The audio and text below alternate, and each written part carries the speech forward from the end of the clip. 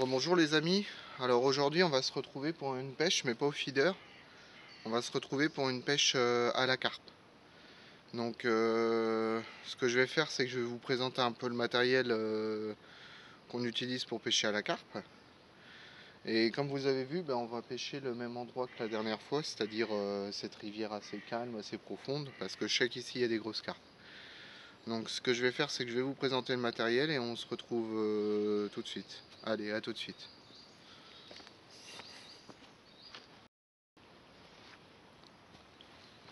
Alors recoucou les amis, donc pour pêcher la carpe on va utiliser des détecteurs de touche électroniques.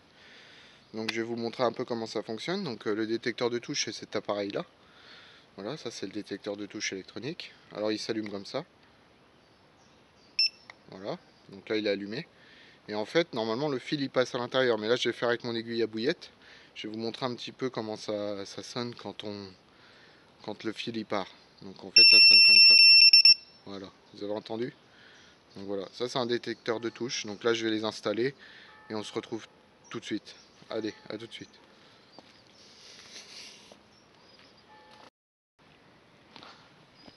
Alors pour pêcher la carpe, je vais utiliser des pics. Sur ces pics, j'aurai installé mes détecteurs de touche. Voilà, ici ils sont installés. D'accord. Et nous avons aussi ce qu'on appelle des swingers, c'est-à-dire des écureuils, qui servent à tendre le fil constamment pour que le fil soit tout le temps tendu. Et en fait, ça permet aussi de détecter les touches à retour. C'est-à-dire que si on a une carpe qui revient vers la berge, le swinger va descendre et il va quand même faire sonner le détecteur dans le sens inverse. Voilà. Donc ça permet à la fois de garder le fil tendu et à la fois de détecter les touches à retour. Voilà. Donc je vais installer ça et on se retrouve tout de suite.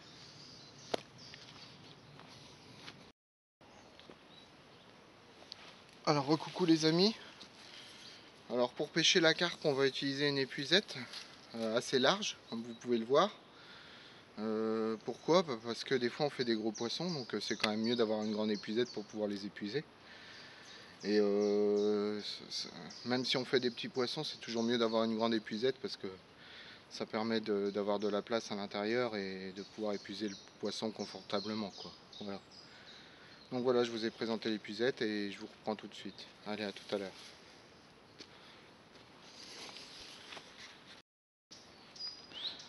Alors coucou les amis, cette fois je vais vous présenter les cannes pour pêcher la carpe. Alors c'est pas des petites cannes, hein. C'est des cannes assez puissantes. Là où nous sommes sur des cannes qui font à peu près 3,60 m, 12 pieds quoi, pour 3 livres de puissance celle-là. Donc on va pas lésiner sur les moyens parce qu'ici les carpes sont puissantes, donc le mieux c'est d'avoir des cannes assez puissantes pour pouvoir les contrer. D'ailleurs j'ai utilisé une tête de ligne en arraché, c'est-à-dire que je pêche normalement sur un nylon d'une dizaine de kilos, mais j'ai rajouté une tête de ligne en snag leader. Tête de ligne en snag leader de 20 kg en 70 centièmes pour pouvoir les contrer si elles partent dans les obstacles, hein, parce que des fois elles partent dans les obstacles, il faut pouvoir les contrer efficacement. Voilà. Donc je vais vous présenter le bas de ligne. Donc en fait, enfin, la ligne en général, je vais vous la présenter. Donc j'ai enfilé ma ligne dans ce qu'on appelle un tungsten tubing. Moi j'aime bien ça. Il y en a qui préfèrent les lead core, mais moi je préfère le tungsten tubing, ça se plaque bien sur le fond, c'est sympa, c'est assez cool quoi. Voilà, ça c'est un tungsten tubing. Ensuite, au bout du tungsten tubing, j'ai mis une tétine. La tétine est reliée à un clip plomb. On voit ici, là, le petit clip plomb, c'est là-dedans que je vais mettre mon plomb. Là-dedans, on met un plomb qui sert à plaquer la ligne sur le fond. Ensuite, un émerillon. Alors, un émerillon tout simple à la grotte, un numéro 6, je crois. Voilà. Cet émerillon, il vient en fait se clipper dans le clip plomb, là, qui est ici. Voilà, il se clip dedans. Ensuite, un anti-tangle sleeve pour éviter les emmêlements lors du lancer. Ensuite, un bas de ligne en 13 camo de chez Corda, parce que moi j'aime bien la 13 camo de chez Corda. Pareil, un hameçon continental taille 6. Voilà, puis après mon cheveu sur lequel je vais mettre mon appât. Donc là sur cette canne là je vais mettre du maïs avec un petit maïs flottant. Donc je vais vous montrer un petit peu comment je mets ça et après je vais le lancer. Voilà. Allez, à tout de suite.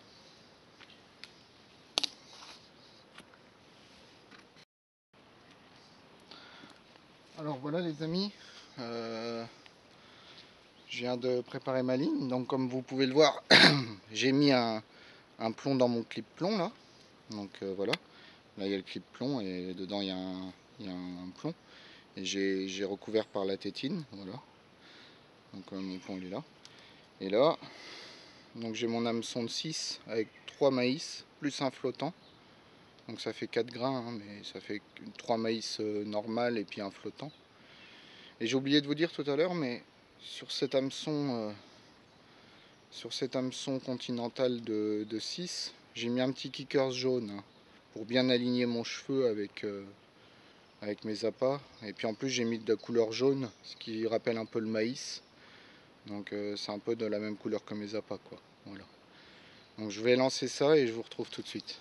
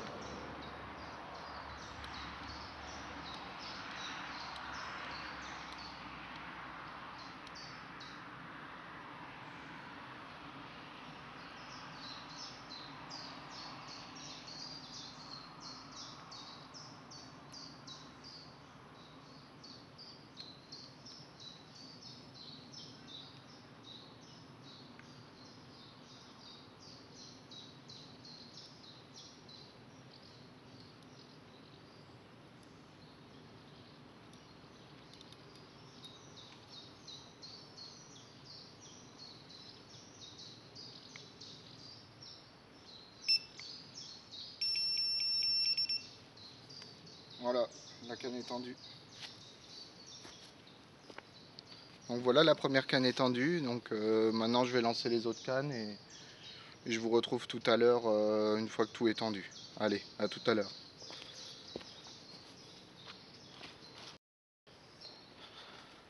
Alors recoucou les amis. Donc là je vais lancer la deuxième canne. Donc c'est pareil, hein, c'est une canne de 12 pieds pour 3 livres.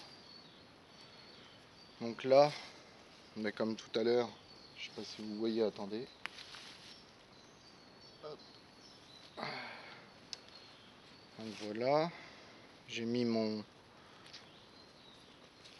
plomb dans mon clip plomb. Alors les plombs, celui-là il fait les plombs que j'utilise ici font à peu près 70 grammes.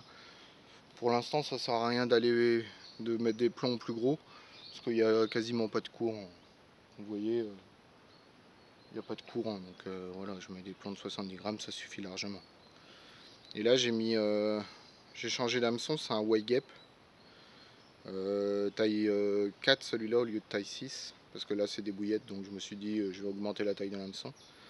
Et j'ai mis une petite flottante Monster Crab de chez Fun Fishing avec une danse Monster Crab de chez Léon Hougendijk. Voilà. Voilà. Donc je vais lancer ça puis on se retrouve tout de suite.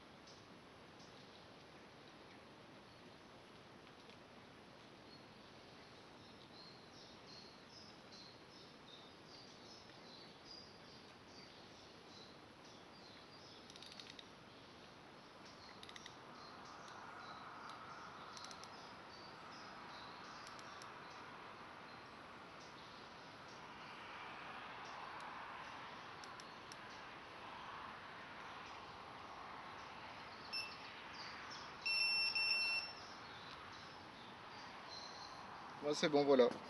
La deuxième canne est posée. Il n'y a plus qu'à poser la troisième canne et on sera bon. Voilà. Allez, à tout de suite.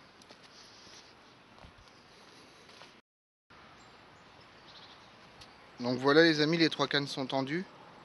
Ce que je vais faire maintenant, c'est que je vais amorcer un peu.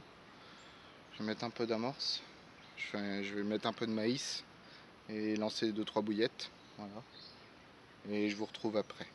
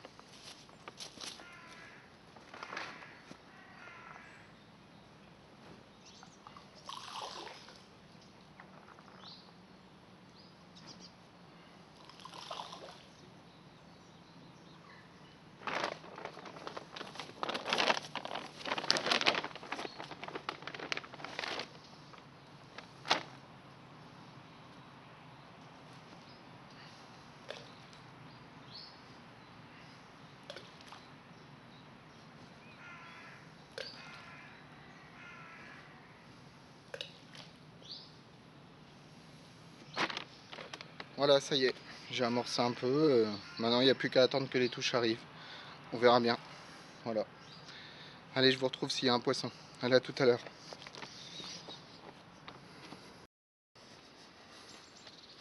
Alors, coucou les amis. Je voulais vous dire, j'ai amorcé à la main comme vous avez pu le voir, mais ça sert à rien d'utiliser une fronde ou d'utiliser du matériel haut de gamme pour amorcer ici. De toute manière, c'est une petite rivière. Ah, il y a un moustique qui m'embête. C'est une petite rivière, amorcer à la main, ça suffit, hein. Pas besoin d'utiliser un bateau amorceur ou ce genre de choses pour amorcer ici. Voilà. Juste amorcer à la main, ça suffit. Bon allez, je vous retrouve tout à l'heure s'il y a un poisson. Allez, à chaud. Alors les amis, comme vous pouvez le voir, je viens de sortir une carpe commune. Vous la voyez là? Elle est dans le tapis. Regardez. Une belle carpe commune. Elle m'en aura fait voir de toutes les couleurs celle-là. Ce que je vais faire, c'est que je vais la mouiller un peu. Et je vais la prendre dans mes bras et face à la caméra. Puis après je regarderai si c'est bon.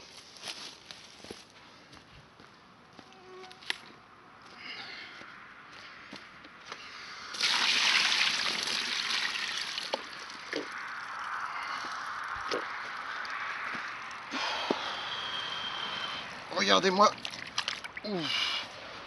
Regardez-moi ce poisson. Regardez-moi ce beau poisson. Beau poissonnet. Il n'est pas beau ce poisson? Regardez-moi ça. Je ne l'ai pas pesé. Je vais la poser si vous voulez.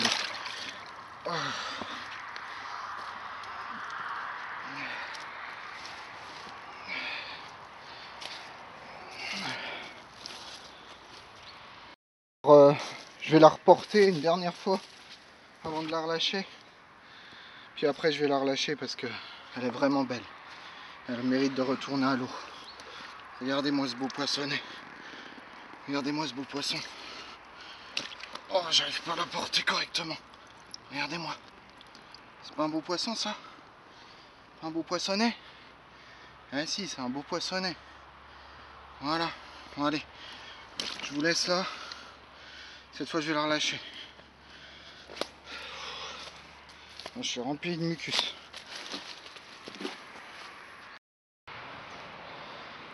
Alors voilà les amis, j'ai fait une belle carpe. D'ailleurs je l'ai pesée avant de la relâcher. Elle faisait 11,80 kg avec mon peson là. Donc ouais, c'était un beau poisson, hein. Une belle carpe commune. Elle m'a fait un sacré départ là-bas sous l'arbre. Terrible. Bon ben voilà, je pense que je vais remballer là parce que ben voilà, j'ai fait une belle carpe. Il commence à être tard. Donc je vais me remballer tout doucement et rentrer à la maison. Voilà.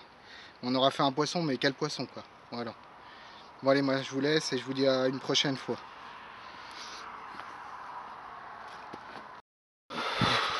Bon, ça y est les amis, j'ai tout remballé le matériel. Il y en avait quand même pas mal, hein. Quand je vais à la carpe, je prends quand même pas mal de matériel. Donc ouais, j'ai tout remballé. Et voilà, on a fait une belle carpe, hein. 11,80 kg, ouais, un beau poisson. Une belle carpe commune. Elle a été prise à quoi? Pour ceux qui se demandent, bah, elle a été prise au maïs, tout simplement. 3 grains de maïs avec un petit maïs violet flottant. Rose, pas violet, rose. Un petit maïs rose flottant. Voilà. Et ça a suffi pour faire le job. Voilà. Des fois en rivière, la graine ça marche mieux que la bouillette. Voilà. Bon allez, on se retrouve pour une prochaine pêche. Allez, ciao.